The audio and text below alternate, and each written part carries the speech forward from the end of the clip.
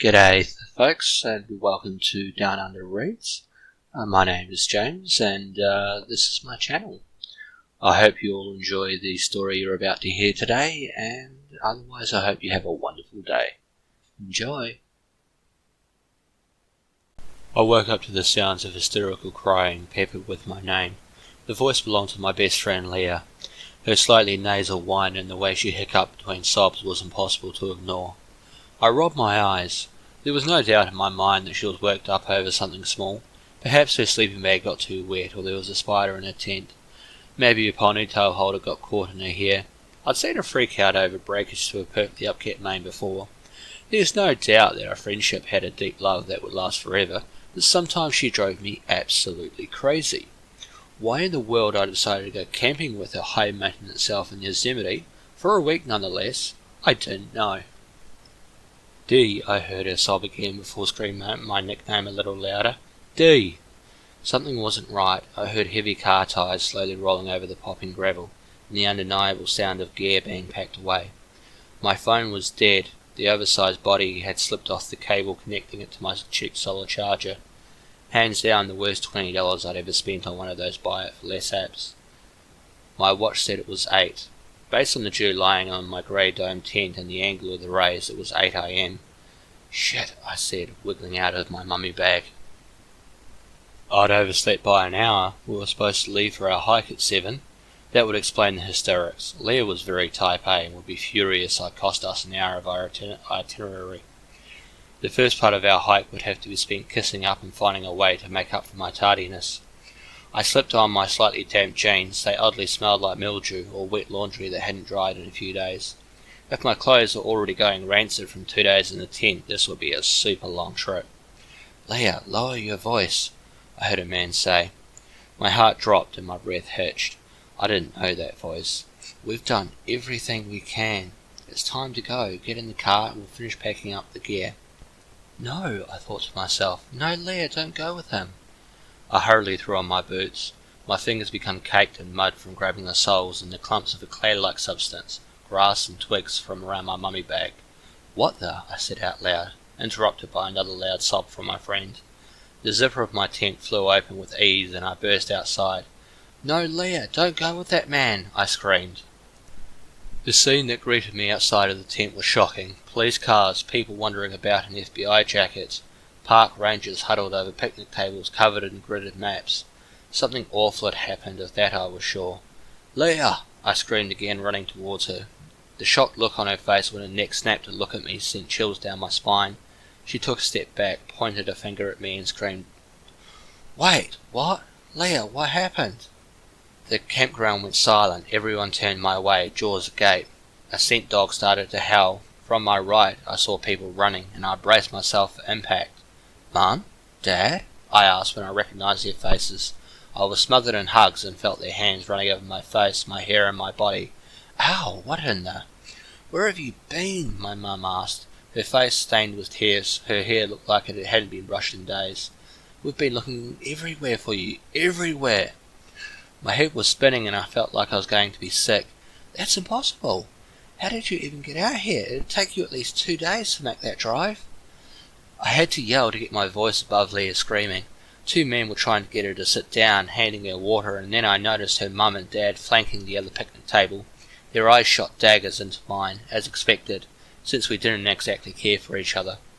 The dogs barked harder, one specifically pulling the handler towards me. His face was full of confusion as he desperately tried to get the dog to stand down. The dog would not obey. Impossible, I heard him whisper. An FBI agent quickly closed the distance from a black SUV with matching dark windows. Dionne, he said, his voice stern and unforgiving. I stammered out something I hoped sounded like a confirmation before asking for someone to please tell me what in the world was going on in this campground. Where did you come from? He asked. My tent, I replied, confused. Look, I don't know what's happening. I know Leah can be overdramatic, but I only overslept by an hour. Why didn't she just wake me up? Even when these words came out, I knew the question was stupid. The circus wouldn't be happening for someone who overslept. My mind tried to go back to the night before. What did we do? Did we meet someone? Had anyone been fighting? Did I hear anything weird? More importantly, how had I slept through all these people coming into the camp? Wake you up? His head cocked to the side and his eyes narrowed. He knew something, I could tell. I didn't trust him, his clipboard, or his closely shaven head. Dionne, you've been missing for 6 days. I mimicked the dog handler who was now comforting a visibly shaken and uncomfortable German shepherd. Impossible. That can't be. We just got here on Monday. What is this? Am I on one of those prank shows? Scare tactics? That's it, isn't it? You're all actors. A man dressed in a dark blue uniform and carrying an emergency bag jolted up to my side. He started to roll up the sleeves of my hoodie. I swatted him away before wincing in pain. Enough, I said. The joke is over. Where are the cameras? Come out, I yelled. The EMT forcefully grabbed my arm and rolled up my sleeve. I gasped when I saw a series of long scratches starting from the meaty flesh of my upper arm to my wrist. He put his hand on the small of my back and started to lead me to the nearest picnic table. Mum, Dad, and the shifty FBI agent followed. I could hear Leah's frantic cries drop down to a whimper. Mum, what is this? Dee, you've been missing for 6 days. Do you remember anything? She asked, cupping my chin gently in her hands. Anything at all? Oh, my girl, look at you. It's then I started to feel the pain, the soreness in my jaw where her hand sat. Pain when I blinked. Stiffness through my back that felt like I'd need the world's best chiropractor to sort out. And as I removed my hoodie and rolled up my sweatpants like the EMT requested, I saw a mix of scratches and gouges in my skin. I don't understand, I said under my breath. We just got here. We went hiking. I don't remember anything after that. Just waking up this morning in my tent to Leah screaming. The FBI agent crossed his arms over his heavy and solid chest. I didn't like the ominous demeanour or the way he tucked his black cargo pants into his tightly laced black boots. He looked ready for war, not like he'd be looking for a missing 30-year-old. That hike was 6 days ago. According to Leah, you two were goofing around, picking wildflowers and jumping behind trees. Suddenly you were just gone. That can't be right, though. If I woke up in my tent, this morning. Except that you weren't there at our 4 a.m. patrol. Not to mention the scent dogs would have picked up on your trail and alerted us this morning.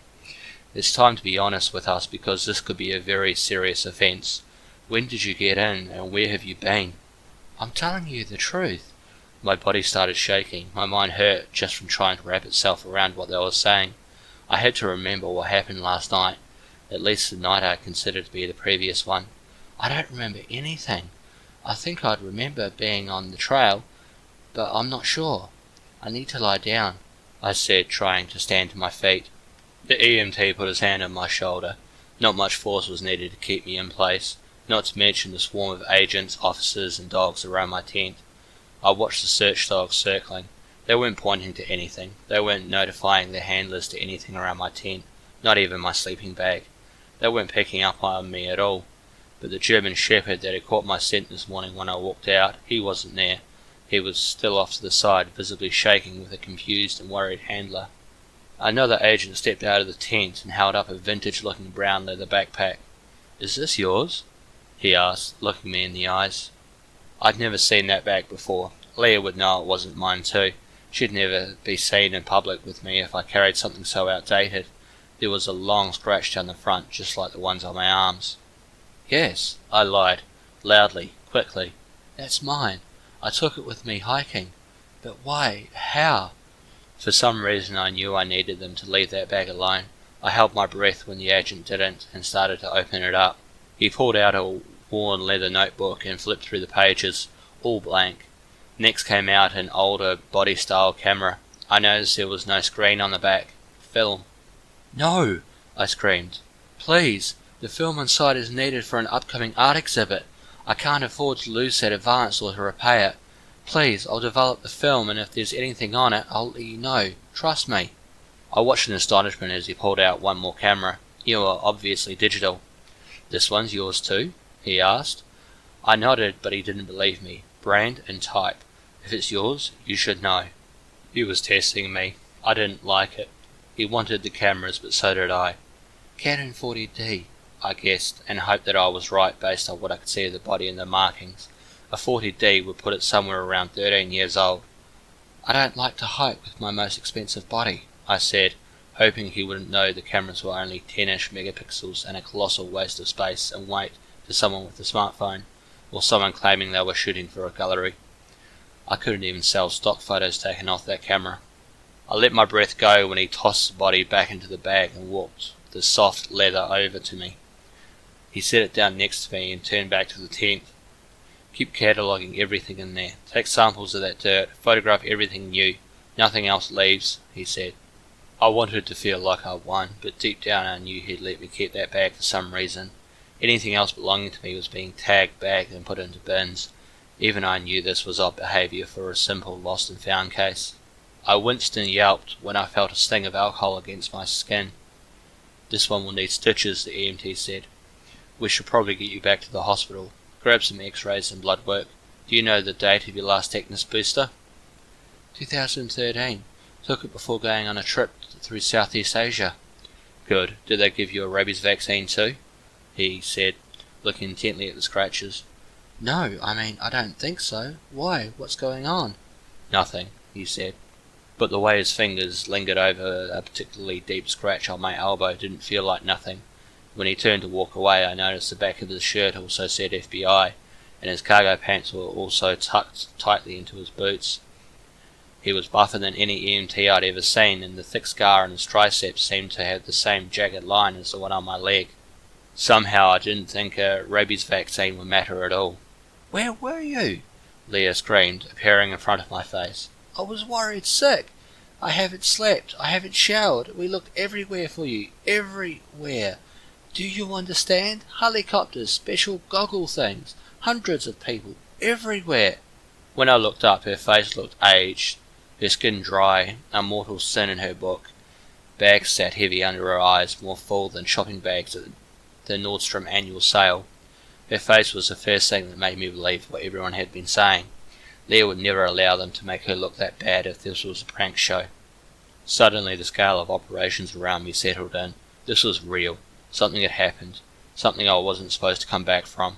I needed to see what was on those cameras, and I knew in my gut I absolutely could not go to whatever hospital they wanted to take me to.